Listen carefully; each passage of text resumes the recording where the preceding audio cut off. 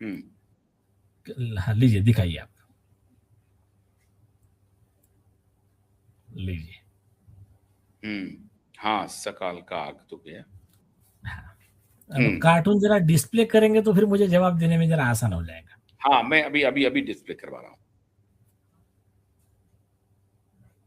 ये मराठी में है, आपण याचिका दाखल करूं हाँ, मैं त्याच्यावर। बताता हूँ, आप डिस्प्ले कीजिए, मैं बताता हूँ। हम्म। हाँ, वो क्या बता रहे हैं मालूम है क्या? ये देखो, हाँ। ये वकील बैठे हुए हैं, ये हम्म। केजरीवाल जी बैठे हुए हैं। ये हम्म। वकील उनको बता रहे हैं कि अपन पिटीशन फाइल करते हैं हम्म। और इनको डिस्क्वालीफाई कराने के लिए हाई कोर्ट और हम्म। सुप्रीम कोर्ट में जाएंगे बोले। हम्म। तो पीछे से उद्धव ठाकरे और शरद हम्म। पवार क्या कह रहे हैं उसको मालूम है? कुछ नहीं है, सिर्फ पैसे की बर्बादी है। हमारे साथ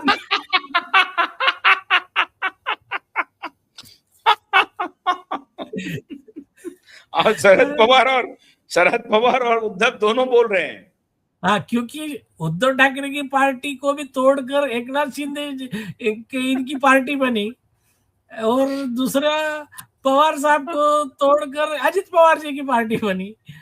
तो ये जो है वो बोले हम एक्सपीरियंस है, ऐसा ही हमको वकीलों ने आश्वासन दिया था, हमारी भी पिटीशन गई, कुछ नहीं हुआ। वो सीएम का सीएम रहा, डिप्टी सीएम रहा, सेकंड टाइम डिप्टी सीएम बने, कुछ नहीं होने वाला। ये केजरीवाल को समझा रहे हैं सिर्फ पैसों की बर्बादी है, वकीलों को आपको मतलब फी जाएंगी। ये कार्टून है आज का। तो ये मेरे हिसाब से आपको जवाब मिल गया होगा, नहीं जवाब मिला है तो और सिंपल लैंग्वेज में आपको बताता हूं मैं। देखिए, निर्णय क्या होगा ये सुप्रीम कोर्ट तय करेगा, हाई कोर्ट तय करेगा, ठीक है, निर्णय पे हम नहीं बोल सकते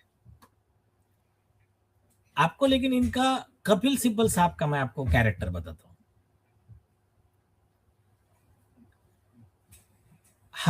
मैंने खुद केस आर्ग्यू किया था, अनिल देशमुख के ऊपर एफआईआर का ऑर्डर हुआ था। कौन से मैटर में? 100 करोड़ रुपए हफ्ता सचिन वजेवाला सीबीआई को दिया था। तो उसमें एडवोकेट घनश्याम उपाध्याय जी अपने जो थे वो पिटिशनर थे, मेन लीडिंग आर्ग्यूइंग काउंसिल थे सुभाष झा साहब, एसोसिएट काउंसिल मैं था। दूसरा एक और आर्गुमेंट किया था गुंडोतन सदावर्ती जी ने, उनकी वाइफ जयश्री पाटिल वो एक पिटिशनर थी। और तीसरा मैटर था जिसमें परमवीर सिंह थे पिटिशनर। बॉम्बे हाई कोर्ट में आर्गुमेंट हुआ, वहां पर उन्होंने कहा हमको सुने बगैर आप एफआईआर नहीं कर सकते। हमने सुप्रीम कोर्ट के जजमेंट दे दी, इनको सुनने की जरूरत नहीं है। फुल बेंच का, 3 जज बेंच का, लार्जर बेंच का जजमेंट दिया।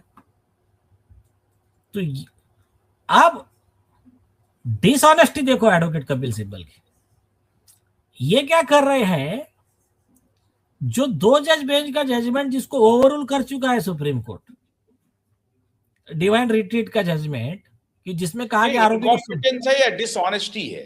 डिसऑनेस्टी इनकम्पिटेंस क्योंकि नहीं। ये लोग जिस तरह से उनको प्रचारित किए थे कि बड़ा बहुत ही महान वकील है, मुझे तो लगता है सेटिंग गेटिंग वाले ज्यादा हैं ये। नहीं, बता रहा हूं ना मैं, इस पे इन्होंने 2 जज बेंच का ओवरऑल जजमेंट जिसको, और हमारा 3 जज बेंच का जिसके बेस पे बॉम्बे हाई कोर्ट ने हमारा आर्गुमेंट अलाउड किया, इन लोगों का आर्गुमेंट रिजेक्ट किया, उसको इन्होंने चैलेंज किया। चैलेंज में सुप्रीम कोर्ट ने इनका आर्गुमेंट रिजेक्ट किया, अभिषेक मनु सिंह और कपिल सिब्बल का, और हमारे फेवर में जो ऑर्डर आया था वो ऑर्डर कंफर्म किया, हो गया। फिर उसके बेस पे मिस्टर कपिल सिब्बल के खिलाफ में बार काउंसिल में प्रोफेशनल मिसकंडक्ट का केस फाइल किया हमारे श्री आयुष तिवारी जी ने। उसमें बार काउंसिल ने हमको ये दिया कि इसका कॉपी सर्व करो, आप नोटिस सर्व करो मिस्टर कपिल सिब्बल को। हमने नोटिस सर्व किया उनको, अभी तक जवाब नहीं आया उनका। तो अभी ये एक केस है। कली को पुल कांग्रेस के चीफ मिनिस्टर थे, उन्होंने अपने सुसाइड नोट में लिखा कि मुझे सुप्रीम कोर्ट के ये 2-4 जज ने पैसे मांगे और कपिल सिब्बल ने मेरे पास से 4 करोड़ रुपए लिए। कि अपोजिट पार्टी की तरफ से आर्गुमेंट नहीं करने के। आज तक कपिल सिब्बल ने उसका जवाब नहीं दिया। तो ये जो चीजें है ना, ये चीजें आपको ये बताने के लिए सफिशिएंट है किस तरह से डिसऑनेस्ट एडवोकेट बेतुका ओवर रूल्ड आर्गुमेंट करके कोर्ट का टाइम पास करते हैं। और अभी लेटेस्ट में जस्टिस अंजारिया है सुप्रीम कोर्ट के, उन्होंने इतना ब्यूटीफुल जजमेंट दिया है रोमा आहूजा में, 2 पैरा में ऐसे वकीलों का उन्होंने गेम ओवर कर दिया। उन्होंने कहा ऑलरेडी वो पॉइंट पे केस लॉ क्लियर है, बाइंडिंग प्रेसिडेंट है, तो ये बेईमान वकीलों ने उसके खिलाफ आर्गुमेंट के करके कोर्ट का समय बर्बाद नहीं करने का। जब केस लॉ क्लियर है, बाइंडिंग प्रेसिडेंट, तो हमको ऑर्डर उस पर ही पास करना है। तो आप कोर्ट का टाइम वेस्ट करना मत, आपकी आर्टिकुलेशन और ये दिखाने के लिए एकदम क्लियर वर्ड में उन्होंने कर दिया। और ऐसे जो वकील है जो कोर्ट का समय बर्बाद करते हैं, उनके ऊपर कार्रवाई के 50 केस लॉ है। हमने सारे केस लॉ लगा के हमने इनके खिलाफ कंप्लेंट फाइल किया। दूसरे एक एडवोकेट है आपके दिल्ली के सुप्रीम कोर्ट के, सिद्धार्थ लूथरा, उन्होंने भी ऐसा ही कोर्ट को झूठ बोल के गुमराह करके एक मैटर में ऑर्डर ले लिया। उनके खिलाफ भी बार काउंसिल में कंप्लेंट फाइल हुआ।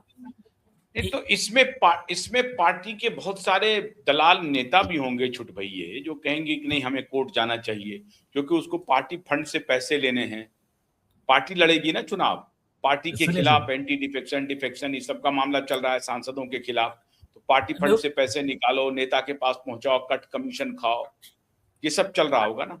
नहीं, एक देखिए, एक स्ट्रेटेजी क्या रहती है, स्ट्रेटेजी रहती है डरा देने का। देखो ये सुप्रीम कोर्ट का ऐसा लॉ है, अभी हम जीतने ही वाले हैं। हाँ वो ओवररूल जजमेंट को लॉ बना करके बोल दिया।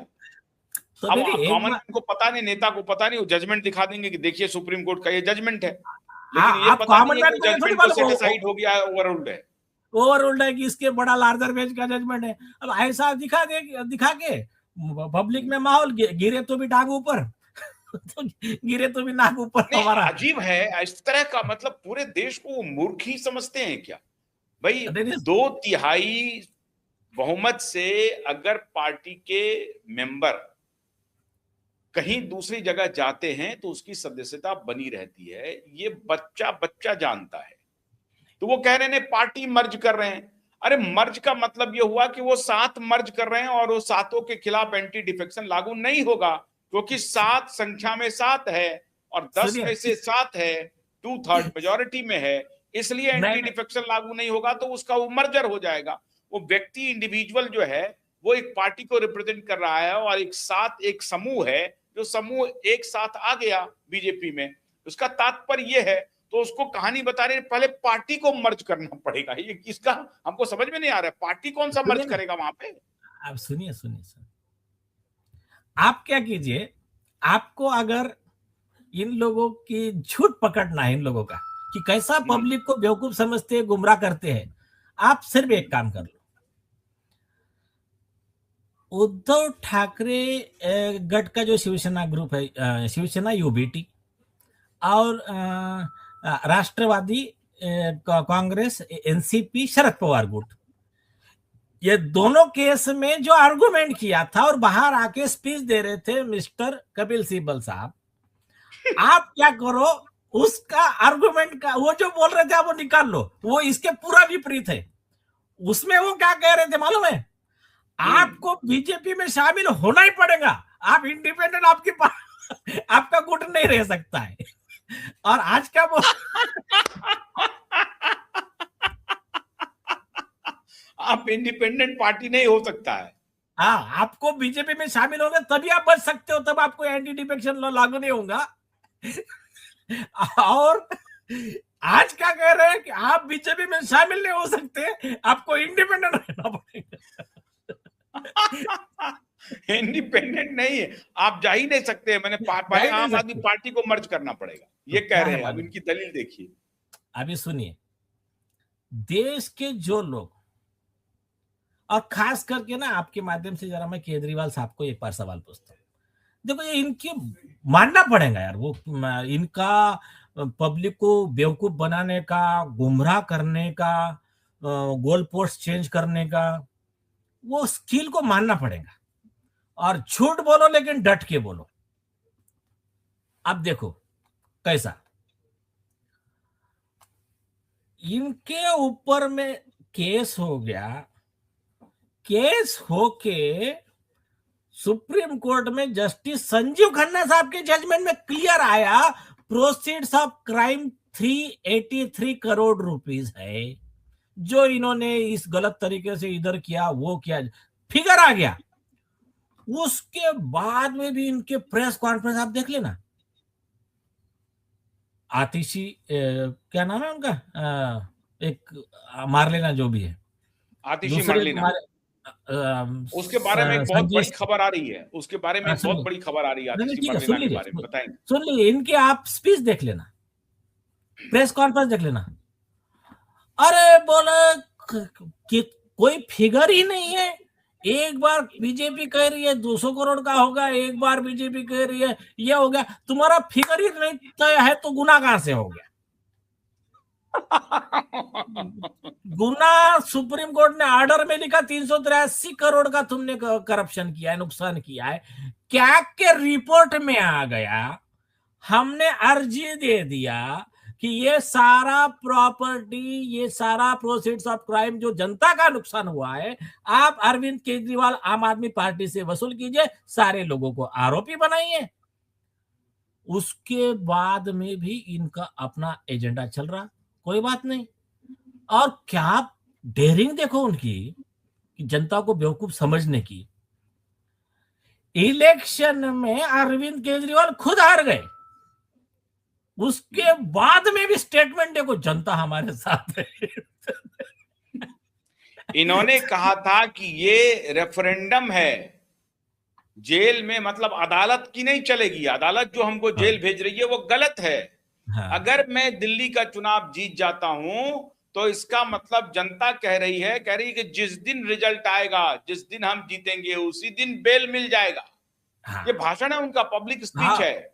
तो ये कि जनता की अदालत से मुझे बेल मिल गया, ये अदालत क्या होती है? बस ये एक हो गया, जनता ने तो दिखा दिया कि हम तुम्हारे साथ में नहीं है। और उसके बाद में फिर इनके ऊपर एक्चुअली ना ये सरकार और ये जो सॉलिसिटर जनरल है तुषार मेहता जी, ये थोड़े सॉफ्ट जा रहे हैं, बातें करते। अरे अर्जी लगाओ ना आप कंटेम्प्ट का इनके खिलाफ में, एक चीज।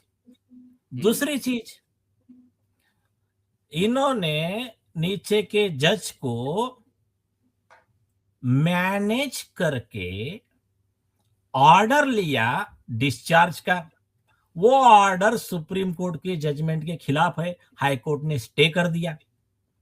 उस जज के खिलाफ हमने केस फाइल किया। उसका क्या आधार है सर इन्होंने मैनेज किया?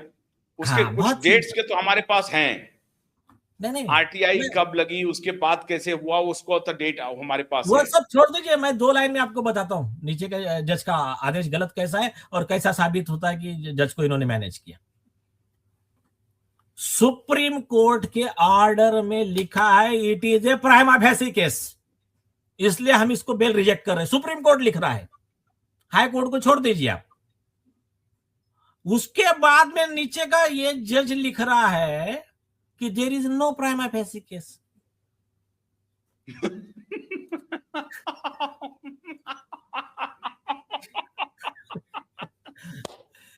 और हो गया। उसके ये कह रहा है कि केस तो इस लायक भी नहीं है कि ट्रायल चला जा सके, मतलब सुप्रीम कोर्ट को उठा के फेंक दिया।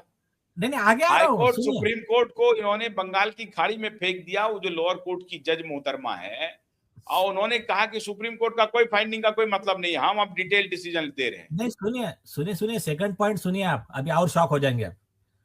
सुप्रीम कोर्ट ने अपने ऑर्डर में बहुत क्लियर लिखा, अरविंद केजरीवाल खुद आर्गुमेंट किए, वो ऑर्डर में लिखा कोर्ट में, और उन्होंने कहा कि इनके ऊपर जो चार्जेस लगे हैं, इन्होंने जो कितने 178 कितने सिम यूज किए, तो एग्जैक्ट फिगर ऑर्डर में लिखा है, वो सिम को डिस्ट्रॉय किया, एविडेंस को डिस्ट्रॉय किया, ऑर्डर में लिख रहा है सुप्रीम कोर्ट। उसके ऊपर इनको सवाल पूछा गया, इनके वकील अति महान, और मैं वर्ड लिख रहा हूं डिसऑनेस्ट, उनके खिलाफ में उन्होंने जस्टिस गंगोपाध्याय जी के खिलाफ में एक झूठा आरोप लगाया था। हमने कंटेम्प्ट फाइल किया कि हमने कहा कि कस्टडी में लो अभिषेक मनु सिंघवी को, जज के खिलाफ झूठा आरोप लगाया, भाग गए, बाद में आरोप वापस ले लिए। तो चलो ठीक है, वो विषय बाजू में रखते हैं। तो अति महान एडवोकेट अभिषेक मनु सिंघवी, इनके तरफ से आर्गुमेंट का सुप्रीम कोर्ट ने ऑर्डर में लिखा, वो प्रेजेंट है। अरविंद केजरीवाल ने खुद इस पॉइंट पे डिस्कशन किया, तो कोर्ट ने सीधा सवाल पूछा, इसके बारे में तुमको क्या कहना है? तो कहते हैं हम इस पे जवाब नहीं देना चाहते। तो सारे दुनिया को कह रहे हैं, आप प्रधानमंत्री मोदी जी को कह रहे हैं कि मोदी जी सवाल से भागते हैं। अरे तुम्हारे ऊपर केस चल रहा है, ये प्रूफ आ गए, तुमको कस्टडी में जाने की बात आ रही है, और तुम कह रहे मैं इस पे आर्गुमेंट नहीं करना चाहता हूं, जवाब नहीं देना चाहता हूं। ठीक है, तो जवाब नहीं देना चाहते तो उसके ऊपर सुप्रीम कोर्ट का लॉ है कि आपने जवाब नहीं दिया, मतलब आपको आरोप मंजूर है, तो जेल जाओ। लेकिन कोई बात नहीं, चलो कोई बात नहीं, आपको राइट टू साइलेंस है। तो सुप्रीम कोर्ट ने बहुत अच्छे तरीके से ऑर्डर में लिखा कि ये सारी चीजें ट्रायल में देखी जाएंगी। किसने लिखा? सुप्रीम कोर्ट ने। अब वो आपका नीचे के कोर्ट का मजिस्ट्रेट या सेशन कोर्ट लिखता है, ये ट्रायल चलेगा ही नहीं है केस में। क्यों? उनके नजर में वो सुप्रीम कोर्ट से बड़े हो गए। तो ये पहली बार नहीं है, इसके पहले ऐसे ही एक जज थे तुम्हारे दिल्ली कोर्ट के।